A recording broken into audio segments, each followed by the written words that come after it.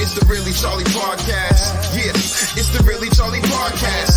Yo, it's the Really Charlie Podcast. Bumping through your broadcast. Grab a chair, fill your glass. Yeah, it's the Really Charlie Podcast. Yo, it's the Really Charlie Podcast. Yeah, it's the Really Charlie Podcast. Bumping through your broadcast. Grab a chair, fill your glass.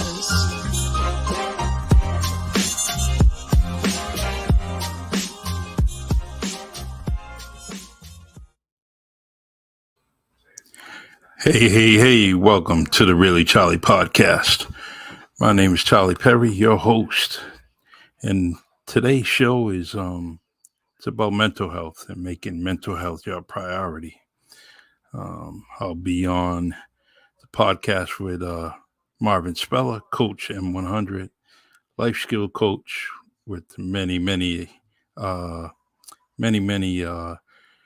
let's say, dots to his resume, very educated man. And I'm so thrilled to have him on here, and we get to meet every 2 weeks. And it's something I look forward to, especially when him and I can have a conversation. And then he, when we're talking about mental health is definitely a priority. And, there's that stigma out there that we all try to, we kind of grew up with, and people kind of just, reluctant to talk about it.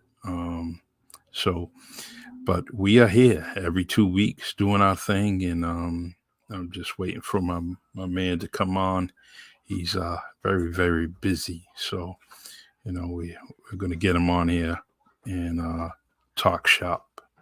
So I hope you're actually liking, what we're doing and what we're bringing to you, because, it's real important.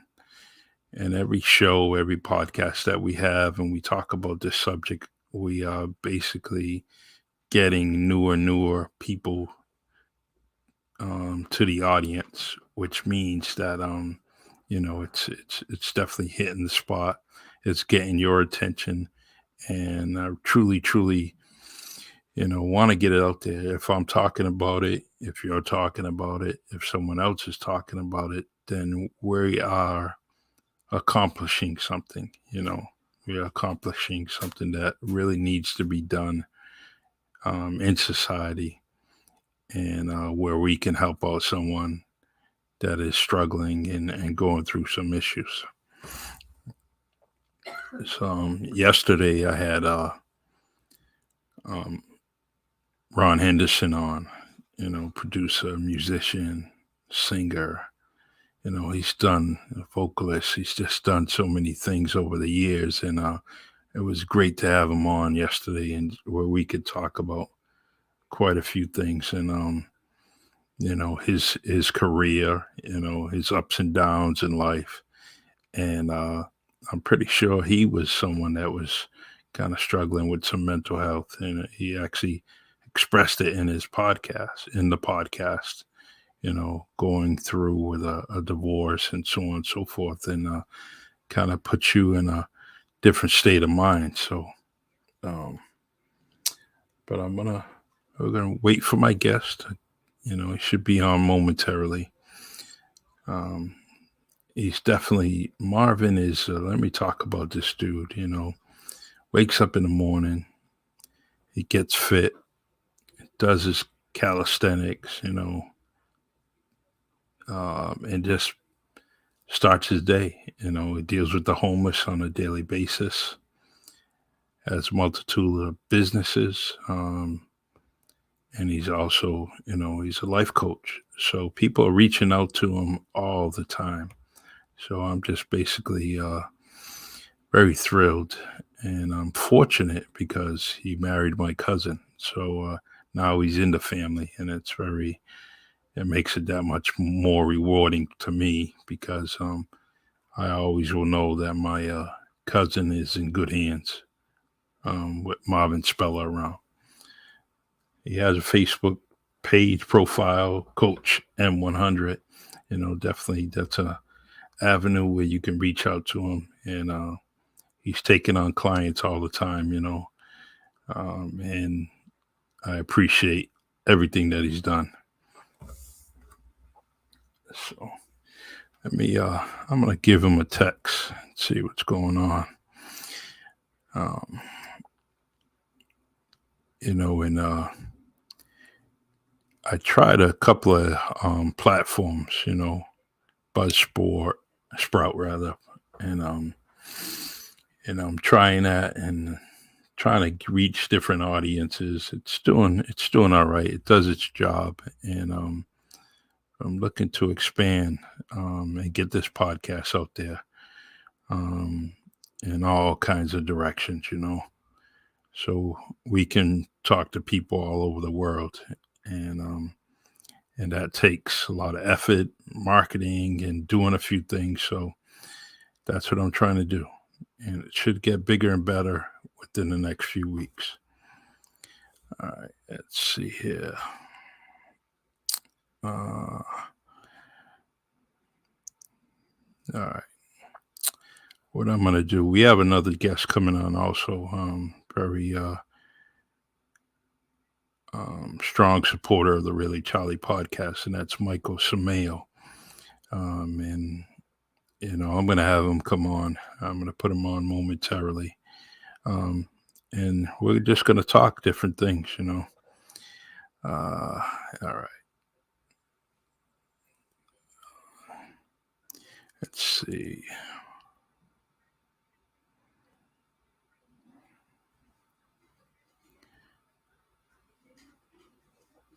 All right. So let's wait for my brother to get on. Meanwhile, I'm going to have my boy Michael come on so we could talk shop,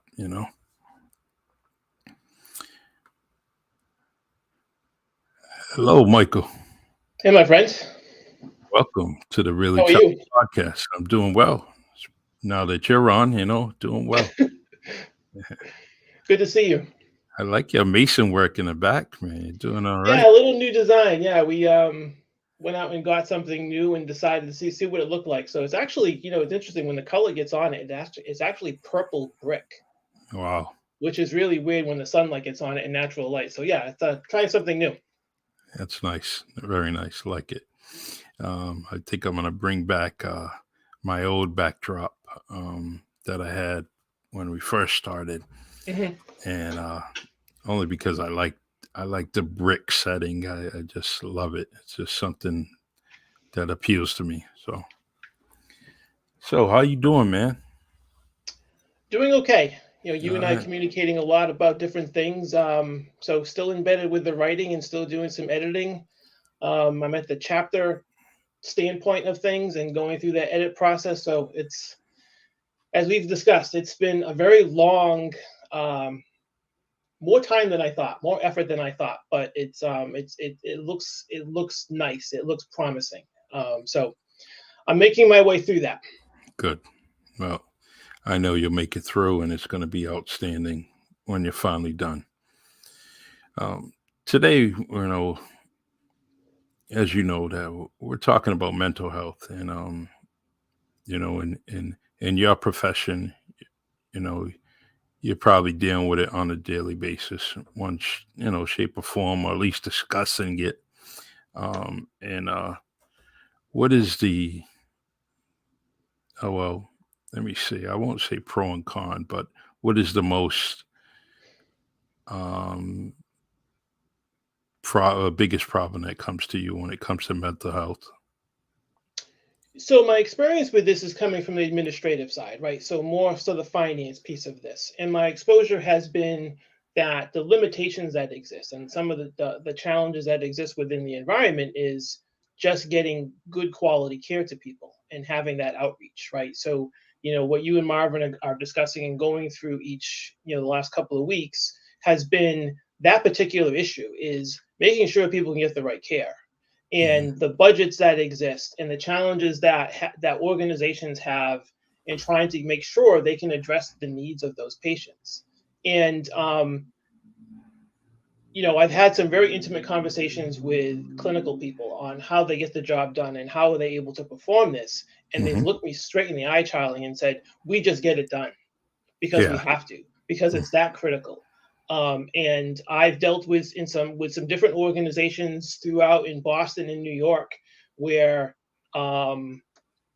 those inherent issues with different levels of access and education and opportunities to get care and make Okay. sure you have those people in the right positions.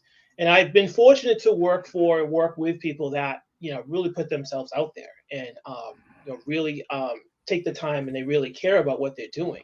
And so that's been one of the challenges from their standpoint. From the administrative standpoint, is just dealing with the healthcare side of it and the healthcare benefit side of it with those patients, and making sure they have the ability to be seen. True. And I shared with you something that the AMA is part of, which is and I think Marvin had mentioned this a couple of weeks ago about the prior authorizations that are required for patients to be seen. And some of the numbers that are coming through this are startling as far as what's really taking place. Yes. And those patients who are abandoning care. So the numbers that came across were that if there's any delay in services, and it can be across the board, right? But we're talking about the mental health side and behavioral health side. It's 93% dropout. Mm-hmm. Over in as soon as there's a delay, those patients are exiting the treatment plans. And so the frustration that exists with the provider side is we need to do something about this. And I've had discussions with my dad, because my dad comes from the healthcare side also as a consultant in dealing with the finance piece. But so I've actually kind of broadened myself in some of the operational sides and the operational challenges of organizations. And when you have that kind of drop in care, that impacts everything. It impacts all the way back to their families, that you don't have that ability to be seen on a regular basis and to be cared for and be able to put a treatment plan into place. So those things have been pretty startling, and they're pretty sobering when you kind of get into it as far as what's really taking place out there. And on top of COVID, on top of every other healthcare issue that exists within families and neighborhoods and communities, it gets to be very, very difficult for those people to have any sort of outreach where they hope to make an impact. True. I years ago I knew of maybe probably about 6 years ago, maybe a friend of mine at that Tufts Medical was actually reaching out to go to different communities and Mm-hmm. try to get outreach stations within the towns and cities, and they were, and it was I thought it was pretty cool that a great you know facility like Tufts is actually trying to do that outreach, and reach out to people so they can get that medical coverage when it comes to different things like mental health and actually just health insurance in general. Sure. So, Yeah, I uh, know, some of the organizations that I've dealt with, and I found myself intimately involved, as I mentioned earlier, with some of the federally qualified health centers in Massachusetts, New Hampshire, Maine, and New York. And, they're limited, right, as far as what they can do. But that doesn't take away from the effort of trying to do these things. So when you mentioned Tufts, I know from some of the health centers I've dealt with in Boston, their relationships with the larger institutions, because they yes, need their bandwidth, right? They need their flexibility. They need their awareness to actually drive some of their programs. So there's that really tight relationship that they have with each other, which benefits everyone regardless, right? As you said, if it's just regular general health care, or if it comes down to mental health and behavioral health, those institutions have actually assisted those smaller institutions because they need them. They need to help them. true. Hey, Coach, how you doing, man? How you doing today, sir? Hey, Always good to see you. hey, I want to tell you something, man. Excuse me, Michael. The Sure. My secretary, I pay her good money, but Mhm. she says, "Hey, I got a notification that your podcast is on at 6 o'clock," and I said, 6 o'clock, and then she looked at it. It actually, I put in the Western time, 4 o'clock your time. So I Right. totally, I messed up so much, but when I put 4 o'clock, I put Eastern and not Western. So, Oh, I okay. totally, so she's getting a notification and then it's 5:24 my time and it's telling me I gotta hurry up, but I'm not even home yet. And I was like, are you kidding me? So Russian and No so worries. We can just take this and we'll just pipe it online. yeah, I and don't think I don't think anybody will probably be joining us.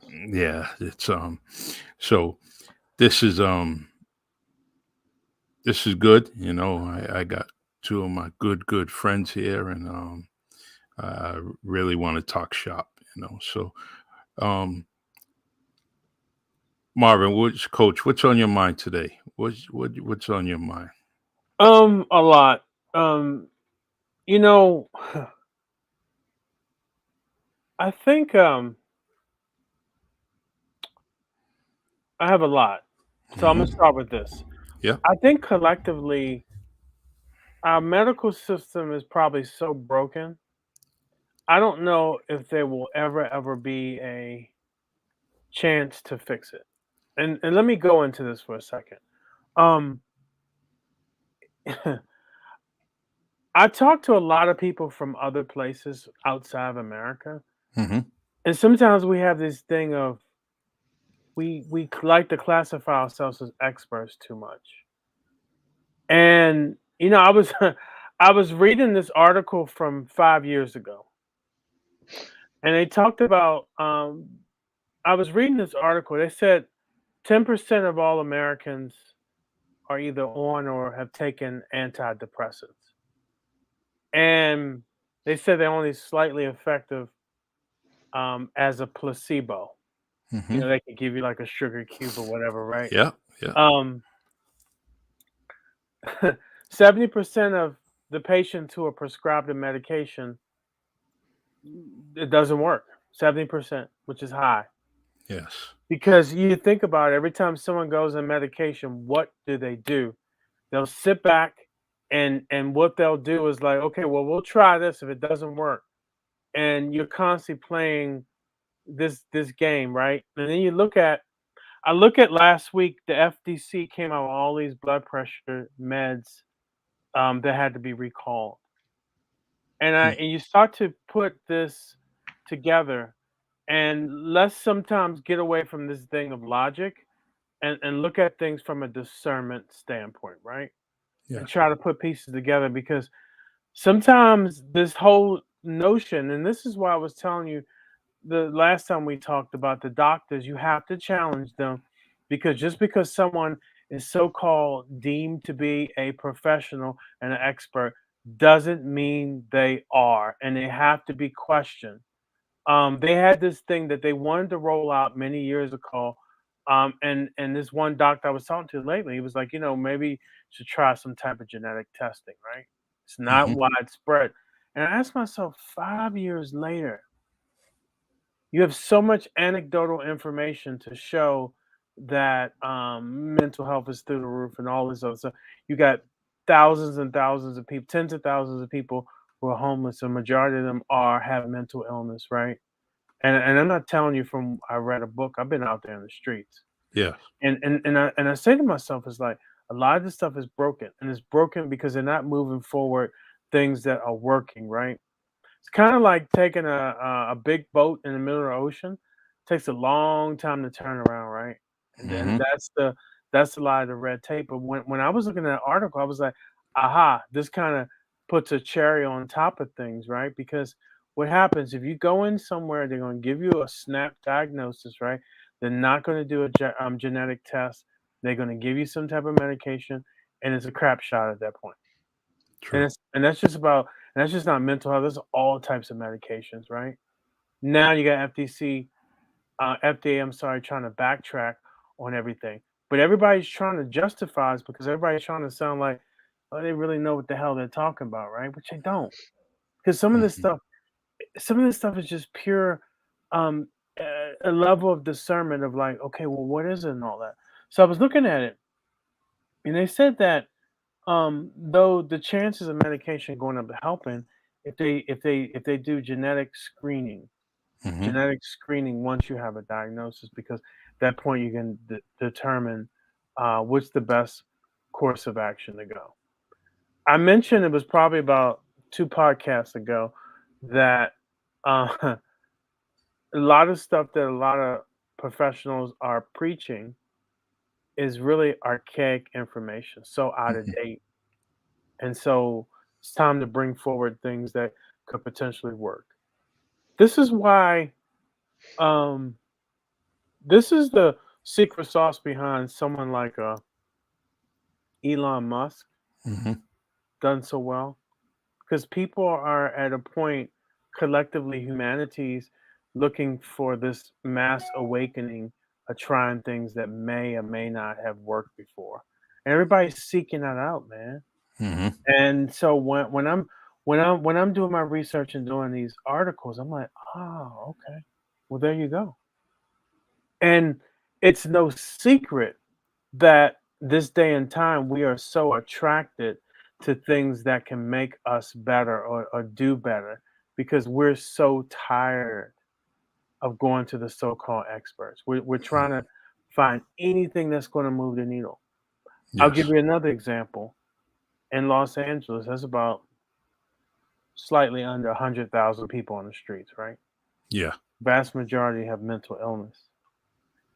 Do you know this city has pumped billions of dollars into this? Hmm. It makes you wonder, where is it going? Well, you never know. Little Do you? 10% here and there can go to someone's pocket or whatever, you know? Yeah, I was getting ready to say that it's probably being used just based on payroll. People with titles, Mhm. and then finally when it gets to the ground level, you find out we had all that money it's not actually reduced to maybe a couple million, or maybe a few thousand. That and they haven't really invested enough in mental health. And I gotta tell you, we are sitting on a giant pandemic, a giant pandemic that Mhm. makes um that's gonna make COVID look like a walk in the park. I'm All right. telling you. I've been So around people telling me you got all these teenagers now that are institutionalized. Now, when you was growing up, Charlie, how many teenagers did you know that were institutionalized? my neighborhood, you could probably count maybe Okay, three. Yeah. And okay, but scattered. It was very scattered. yeah, Yeah, and crazy. yeah, and so that's the whole thing that's out there, right? Hmm. But we don't. I mean, I haven't really seen this on the news lately. No one really talks about COVID anymore or the effects of it. You're bombarded with gas prices, right? What's going on in Ukraine, and whatever the hell else they want to put out there to kind of steer your thinking, right? Hmm. So that's kind of where we're at. So that's kind of what's been on my mind because I'm like putting these dots together, right? And I'm like, okay, well, this is this, and that, right? And I'm saying to myself, it's like, wow. Now imagine you talking about me, and I'm researching. I'm at least a halfway sane mind, right? I'm Hmm. halfway there, right? Imagine taking someone who don't even know what day or time it is. Hmm. They're seeing things float in the air, right? They don't even know themselves from anybody else around them, Yes, right? How are they going to put this stuff together to get the necessary help, right? man, amazing. Maybe I'm missing something. I don't know. No, it oh, I got a friend named David, and he used to always say, if you want some answers, follow the money. Um, Follow the crisis. Right. So the money in a crisis will always give you will always find some solutions. Hmm. Um, and may create some other problems. Where you had a few things you were dealing with, and now all of a sudden you got the crisis right in front of you, smack in front of you, and now you see a whole lot more issues. Right. Well, it's sort Um, of like the cause and effect, right? That yeah. you weren't able to actually to respond to the need that existed that was right in front of you for the last 25 years. And now you have a pandemic on top of it where that totally takes up all the oxygen in the room. So the mental health aspects just sort of get sidelined, even though it's been there for a long time. True. And that's something that I shared with Charlie, Marvin. And I'd like to introduce myself. Hi, Michael Semio. Nice to meet you. Hey, Michael. So, it's one of those things where, and I think you guys have talked about this a lot. It's about the culture side of it, right? So the culture has not been that you wanted to take that particular topic and really delve into it and try to figure it out. So it just felt like you kept kicking the can down the road with this. And now you have generations on top of generations where people didn't get help, either just general health care or mental health side of it, where it's now laboring the medical community on what to do about it. And to Marvin's point, trying to find the solution to this, where there is no quick fix, right? So the medical community is arduous as far as how they kind of move the needle on different topics. And it gets defaulted in a lot of different areas, which causes delays in care, the lack of care, or just poor care down the line. So yes, to your point, Charlie, as far as money and how that looks, right? So all of a sudden the zeros start to drop off a budget as far as what's been assigned to, if it's homeless, if it's mental health, or if it's general care. You start to lose sight of what's really taking place and how to actually prioritize some of this. And with the pandemic, as I said earlier, on top of all of it, everything feels like everything else has been diluted down. And some of the data that I looked at that I shared with Charlie, Marvin, was a New York Times article which talked about the level of care and the incidence of suicide with certain ages, and how these numbers, you just can't. I'm not an expert there, right? But you try to wrap your head around what's really been taking place and what some of the institutions and the medical societies have been dealing with. Right. They don't, to your point, they don't really know what to do with this at today, because it's so large. And you made a point last time, Marvin, on the last podcast. I re-listened to that today for prepping for this, which was this momentum that's taking place as far as awareness. But there needs to be more, right? There needs to be more awareness. There needs to be more things that are brought to the table so it doesn't disappear, because it might be the in topic now, but in a week, something else is going to push that aside. And it can't, right? It just can't at this point. You need to continue to drive that message forward. And I've shared this with Charlie. I think the podcast you guys have been doing creates that level of visibility that's needed, right? And it's consistent. And it's great that you guys do this on a regular basis and you're committed to that. I think that's what's required here as far as creating more visibility to this issue. True. Yeah, I will add to that too. I think there's got to be some level of accountability. I'll use this word very loosely, because I think when people think about accountability, somebody's coming down with a hammer, right? That's not accountability always, right? That's a form of accountability. I think accountability is that awareness around it. We all have bad days.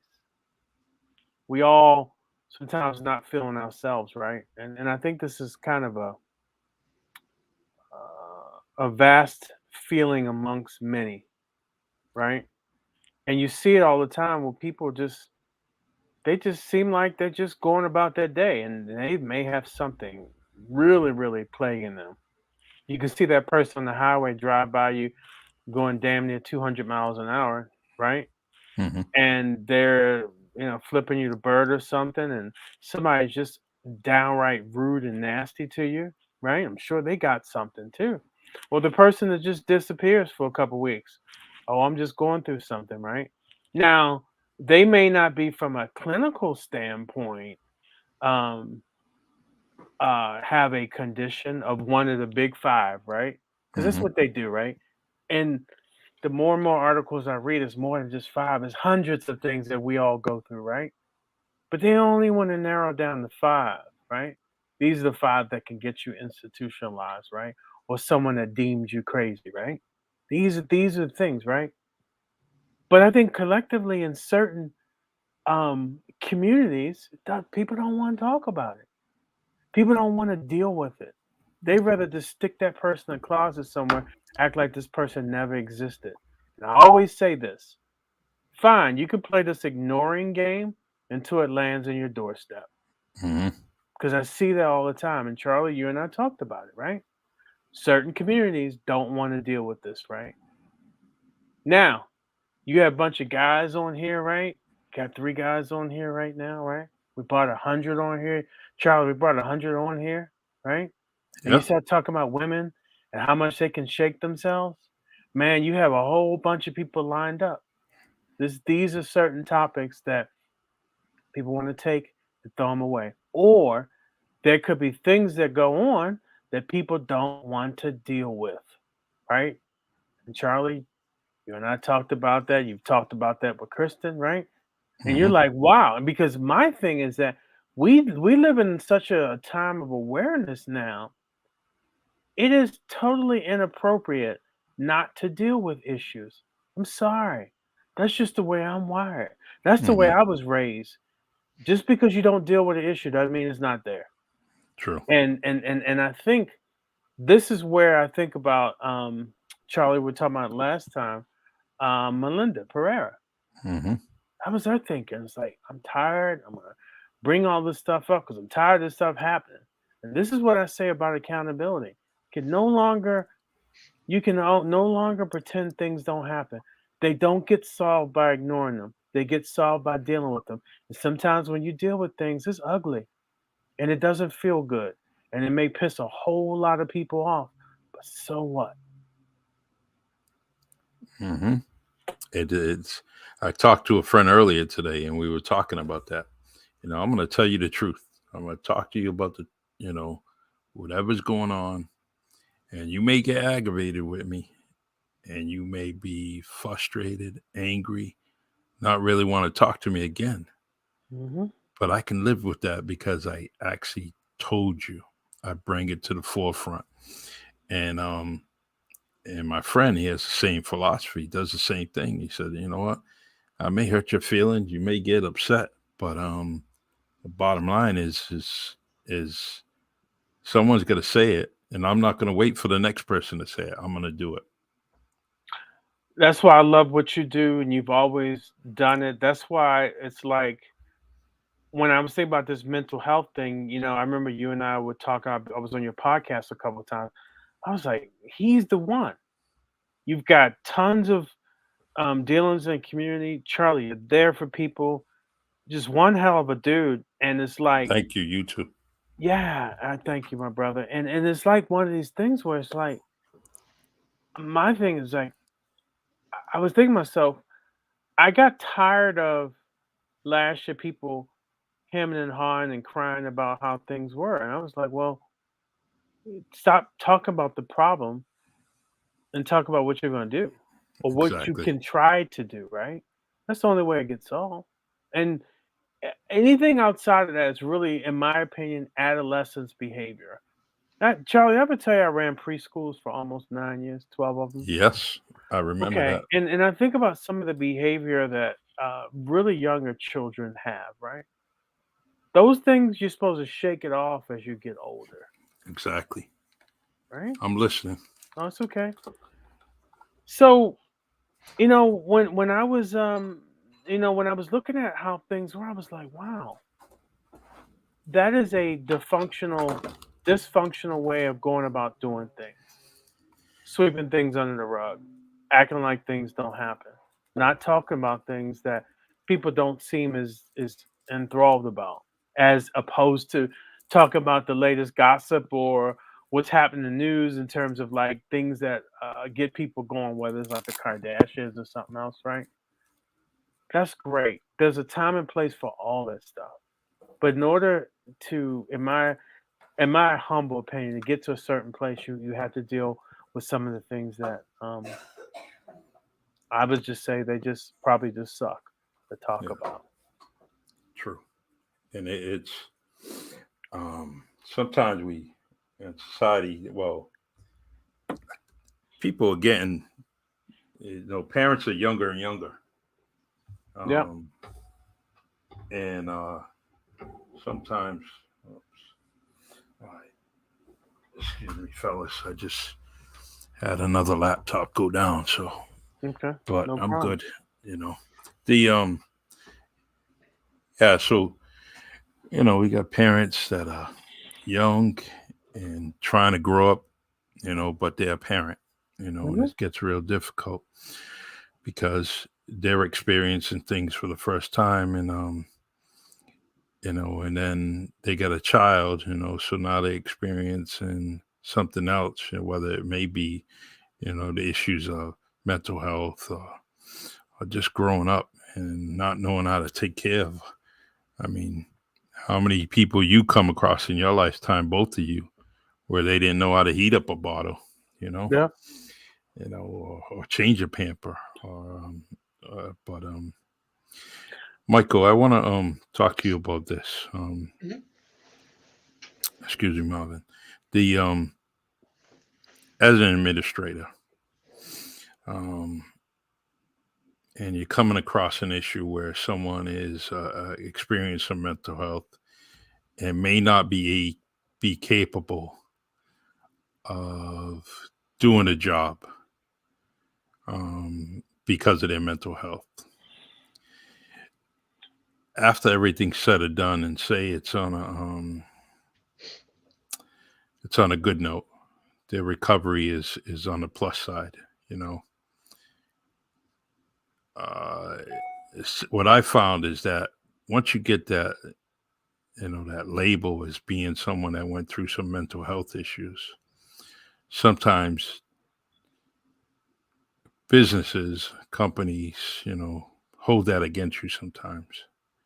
And I don't know if you came across that, or anything, but that's the one thing that people get afraid, especially in my profession, when people are going through things, they were afraid to speak up and explain what was going on because they knew later it was going to be held against them, whether it's, in cases of promotions. It was that kind of negative thing, so I don't know how you would deal with that situation and as far as being an advocate for that person to say, hey, they're better, let's give them a shot, give her a shot.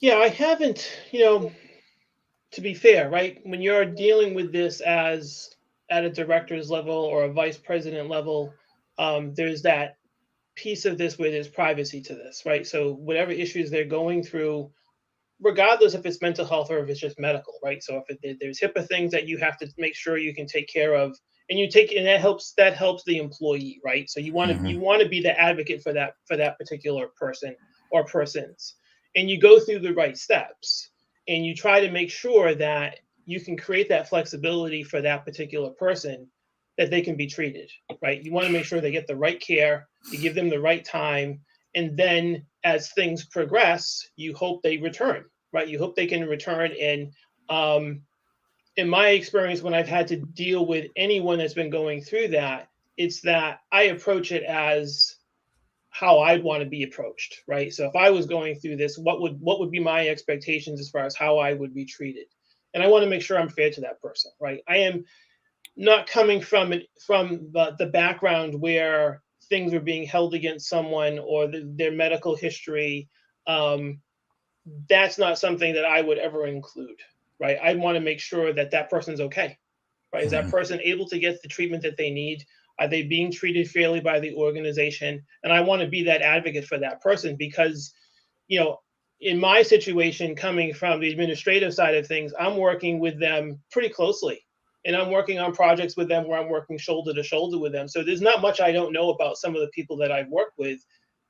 So when something comes up, whatever it is, you want to make sure you understand, you listen, and you can respond to them. And you want to make sure you're being fair to them, right? And you hope you get that reaction back from them also. And again, I'm going to follow the rules that have been put in front of me, but I'm also going to make sure that they know that I'm there, right? That I'm present for this. And I hope, and I've worked with, and I've been mentored by some very talented people, and I followed their lead. When I was when I was learning and coming through the field that I chose, I saw how the men and women that I worked with, how they responded, and I followed their lead, and I completely understood, and I saw the reactions that those people that they were intimately involved with and how they responded.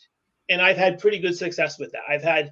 I've had some really good working relationships with people that have gone through some things that coming out the other side, they were better, and some weren't, right? Some weren't, and you have to kind of work through that with them too, right? So not everything comes out that it's a success story, but it's successful that you've made sure that the organization, myself, treated them fairly and made sure they get the right help that they needed, right? Because it's just sometimes it doesn't work out. But again, you want to make sure you're there, that you understand, and you're communicating with them, and you want to make sure. And again, I'm kind of repeating myself here, that I wanted to make sure that if I was going through that, what would be my expectation, how I would be treated, and I just wanted to make sure I followed that path. Good. Coach, you have a business plan about your resource center, and you and your wife are doing amazing things and many things. Thank you. When it comes to this resource center, how are you gonna kind of delegate things, because you can't be in all these places, and you're a man of many places and many titles. That's true. So, how are you going to delegate this? Because you can delegate it to someone, but does that man or woman have the capacity or compassion that Marvin and Kristen Speller have? Yeah. Thank you. That's a great question, and I think you have to have people around you, like-minded people. I worked corporate America for over 30 years, and I have to knock on wood, but I've been pretty successful finding good people. Good. That's always in my mindset going into a job, not a promotion, but just surrounding myself with talent. And hopefully they're far more talented than me, right? I've been very lucky over the years. I found people that were clearly more talented than me around me, right? And so that's the whole thing. And I think that happens to be one of my gifts, of finding people, good people around me, right? And I was mentored at one point by the CEO of Starbucks. He told us in a room one day. He said, "Lead and get out of the way." Mm-hmm. I was talking to a friend of mine yesterday, Yeah. and Very nice. he used to be my when I was a store manager at Starbucks for a short time, and I became a district manager. He was my district manager, and he's still one of my closest friends. And he said that statement, "Lead and get out of the way." And I was thinking, oh yeah, that's what Orrin Smith told me.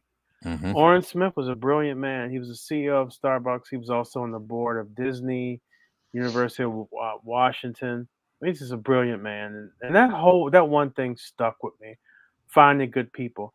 I truly think that more things in this planet that go on every day, far more positive than negative. And I think that there's a unhealthy message that goes out here. There's so much going on. I don't believe that. I think the things that are going on need to be dealt with, but there's so many great things that go on. And I think it becomes a trickle down effect of finding good people, or more people wanting to do good things, because the projection that's out there is that there's so many bad things happening. So it's all about finding good people, man. And I feel there's enough people. Every time we talk to somebody about what we do, they're like, how can we help? That's Mm-hmm. simple, man. And I think we always approach it of a level of sincerity that, it's time to help people. It's time to get this moving. And I think a lot of people want to help that. I really do. And I think we've been very, very fortunate. I mean, last year we donated over a ton of food, like a little bit under that in terms of clothing, and water and stuff like that for the homeless population. Very I nice. didn't I didn't do the vast majority. I had people that supported us with that. So I really think I think people want to do good deeds. I just think sometimes they need an avenue to do it. And I think if we can continue to have that out there, I think the difference will be made. Good. Now, obviously you two on Facebook together communicate from time to time, and I hope that you guys continue to speak to each other and communicate, because one thing that both of you are teaching me um, on a weekly basis is your intellect, and your compassion. And I see the compassion in amongst both of you, and I think it's something like this with mental health. You two really, really need to get together and share some good things, because you're like minds, just like you said, like minds, you're very compassionate about some of the things that you're doing. So, and I think that you two definitely should collaborate on a lot of things. That'd be great. You ever heard that song, Earth, Wind, and Fire Fantasy? Mm-hmm. Sure, you have, right? Yeah. And it talks about you'll find others who are like you. That's really what that song's about. I really think when you start to change how you think in your vibration, that's what you meet. You're gonna meet like meets like, no matter where you're at. It could be on a bus stop, it can be subway, a plane, walking down the street. When you're, especially when you're very in tune with your own vibration, you start to come across people who are like-minded. But as long as you stay on your own path, and my mom says this statement that's in my mind: "To thine self be true," Mm-hmm. and that means so much to me. That statement. That's good. It's it's that earwig, from mom, because and you're saying it right now, but you heard it in your mom's voice. Yeah, you I know. mean, it's and there's so much we can all learn from each other, right? Yes.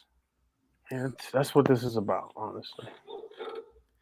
So, and I'm glad I finally got Michael on this segment, this podcast, and because it's just everything that he said today is so important. And I'm glad you're here, and spreading the wealth, spreading the knowledge, and continue to do what you're doing. Just happy to contribute. Just happy to be part of this. I've been a fly on the wall while you guys have been working through this. I've shared a lot of information that I've come across, and as going back to what Marvin said a couple of weeks ago in your podcast about this momentum, and all of a sudden there's all this information out there regarding mental health. You just have to just kind of be in tune to what's around you. And I'm reading the New York Times, I'm reading the Wall Street Journal, I'm reading the Washington Post, and there's articles and information all of a sudden, to Marvin's point, in the last month and a half, it just started to appear. Mm-hmm. And so I got wrapped up in it because I'm listening to you guys as far as what you're trying to do and create that awareness and create that visibility to this topic. But it's not being, it's something that I was surprised to see all of a sudden, and how in depth it is, and how much there's the data that's starting to support this typical discussion, which is nice. Which you start to see some, not that you needed to create any sort of validity to it, but it's there, and you start to see what's really happening in your communities, in your neighborhoods, and sometimes in your families, and those impacts. True. Yeah, and I have some just wish list items out there. I just wish they would. Okay, you have to give information out, right? When you talk about COVID and all that, collectively, right? But if they could do or talk about the great things that people are doing, how people are donating, helping. They took an elderly woman, had her cross the street with her groceries. Someone went to Starbucks and they paid it forward. These are the things that make you feel good. And this is the thing that, as a coach, I talk about all the time. You feeling good is your birthright. Do Mm-hmm. not get this confused here, right? You are at your best when you feel good, man. Think about it. Think about anything you ever did in life. When were you at your best? When you felt good, right? Mm-hmm. I mean, think about it. I mean, let's take, for example, I'm going to an amusement park when I'm little. You're not supposed to be at the amusement park feeling crappy. You're supposed to be there feeling good, right? And when you're feeling good, these good things are happening. These rides and you're winning stuff, cotton candy and all this other stuff, right? Think about this, man. It's the whole thing about these vibrations you had when you were a child. You can bring those forward because you're sure going to have them when you get older. I mean, like really old. You're going to have some of that stuff come right back to you. And in between this whole thing that we miss this thing. We seem to go through this forgetful phase because we don't have this whole period of indoctrination, right? And we're just trying to figure this thing of life out and all this. And we're adding all these things that are really not good for us, right? And as a kid, you're like, man, I'm trying to enjoy myself. And it's like, I always have to think, maybe this is the reason why a lot of kids under 10 don't have all these health problems that adults have. They eat the same foods, right? Think about it. Charlie, how many children do you have? The ones that are mine are not mine, or the ones I admit to. Well, all of them, right? So y'all eating the same thing at night, right? 4 children, yeah. Right. Yeah. You eating the same things at night, right? Right? And you wake up, you're like, wow, I got this going. I got this ailment, this going on, right? They eating all that stuff, right? Whether it's good or bad. It's that whole level of things that we go through, right? Adults, the in-between, we're so inundated by stress, all these other stuff. We're constantly being bombarded. I think I shared last time when I did this group called Man Up. I had these men in the room doing a high-level coaching with them. And one of them told me he can't remember the last time someone says, I believe in you. Imagine that. Right? So hearing these things, words of vibrations, right? Missing this.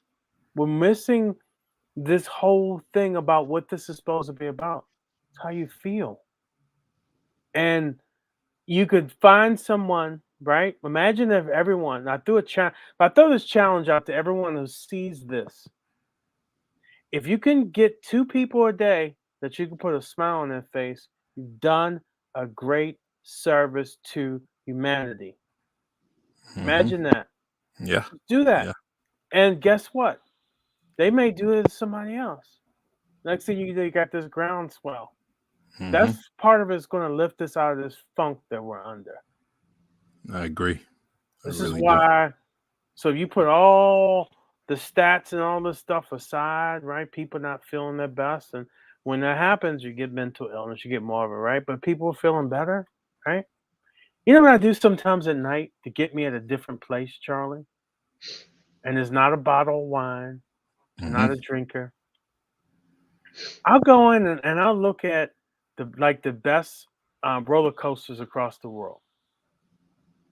And sometimes it makes me, because I'm a big amusement park fan, right? And it really gets me like in a place of joy, right? How many people know things they can do every day to get themselves in a place of joy? Maybe that should be on the news every day, Charlie, right? Yeah. If you saw that every day, you'd be like, oh, you know what? Maybe I'll try that this Friday. You know, something. And so that brings you joy and it brings you hope. Imagine that. Joy and hope. Joy and hope. Joy. That joy and hope, that other stuff cannot exist at the same time as joy and hope. Did you know that, Charlie? No, I didn't. Yeah, that's how our brain works. Joy and hope stands on its own. These other things cannot exist when you have joy and hope because it's a pivoting. Makes sense. Now it makes sense. Yes. Yeah. I love it. It's going to inspire something that I'm going to write today. You know, but well, fellas, I got 55 minutes into the podcast, and I truly we're going to always continue this. We're going to continue this. And when I look to my left, I'm going to see Coach there. And Michael, when I'm looking on the screen, I can almost count on your name popping up within the first 5. Yeah, we appreciate that, Michael. Yeah. and it means a lot to me. Me too. Because what Mike Smale does is he always gives you something back. He'll listen, and then he's going to throw something back to you, either after the podcast or during the podcast. But he's also always going to give you something else to support you, to add to what we're doing. And that's one thing I like about Michael. And please continue doing what you're doing for us. I like being the sponge. I mean, I like learning. I kind of classify myself as being very curious about a number of things. But this has kind of struck a chord with me, Charlie, with some of the writings that I've been going through and some of the stuff I shared with you. So it kind of plays into that a little bit as far as just trying to be open with some of that and going back and trying to open that up in my mind and some of the struggles that I had as a young person and dealing with some of that as an athlete. And that's been a little bit challenging, as I mentioned, to go through and write. But so this has been sort of kind of opened that door for me a little bit and cracked it open for me to go back and listen to what you guys are contributing to this particular topic, and then how I can kind of drive that forward from my own creative side. Yeah, also. and that's and all that you mentioned, all of that. That's when the guy on the bottom of the screen, Coach M100, comes in. The guy is amazing, can analyze different things or support you. So bring on some of those conversations to Marvin Speller, and I guarantee you, Michael, he's gonna give you some inspiration and encouragement, and that's why he's a life skills coach. He's amazing. Thank you. I appreciate that. I would do that. Can I say one last thing before you go, Charlie? Of course. I'm going to send out a meeting invite to everybody we know.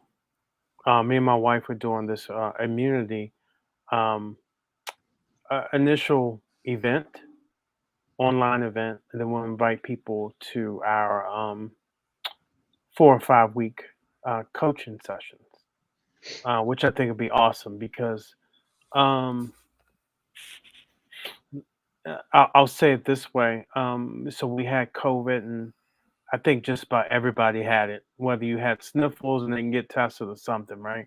What about the next biggest thing? Are we prepared? Because we can't have 1 million people die again, right? Mm-hmm. So my wife and I, we've come up with a lot of things that help people stay healthy. So we're going to invite people to come out and share what they think and all that. So we're going to do that next week. So we'll invite people out. We'll invite everybody we know, and we'll just we'll take it from there. Good. Michael should join us, man.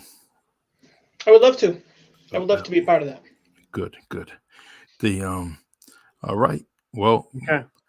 My 2 great friends, I am fortunate to be in your company, and be in your lives. And I let's build off this, what we have. It's amazing already. And Coach, you let me know when our bi-weekly is up and when your schedule allows it, and we'll set up our next we will podcast for the mental health. Okay, absolutely. All right. All right, guys. Marvin, nice meeting you. Nice meeting you, Michael. Thank you, Michael, for your support. Charlie. Love you guys. Take care. All right. Bye-bye. Take care. Yeah.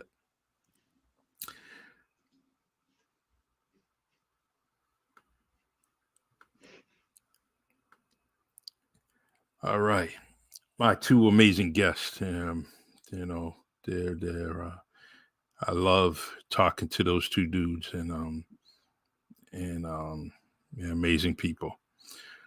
All right, everyone. I got a podcast on May 4th, and it's going to be Macy's Bakery, with Maya Livermento. She'll be on, and then a couple of days after that, on the 7th, I will have Ali D'Souza, director, producer, actor, artist. He'll be on the 7th. So I got some outstanding guests coming up next week, and so continue to support the Really Charlie podcast on Anchor, Spotify, Facebook, YouTube, and Buzzsprout. And feel free, get in touch with me if you want someone on the podcast. definitely reach out to me and I'll get that guest on the podcast. And just trying to bring things to you, man. Bring some things to you, some stories, and give people flowers while they're standing. So I really, truly, truly appreciate you all for listening to me, and continue to like the Really Charlie YouTube channel. God bless. And I will end with the music and the intro from my man Lionel Peter Walker. Good night, y'all. God bless. It's the Really Charlie Podcast. Yeah, it's the Really Charlie Podcast. Yo, it's the Really Charlie Podcast. Bumping through your broadcast. Grab a chair, fill your glass. Yeah, it's the Really Charlie Podcast. Yo, it's the Really Charlie Podcast. Yeah, it's the Really Charlie Podcast. Bumping through your broadcast. Grab a chair, fill your glass.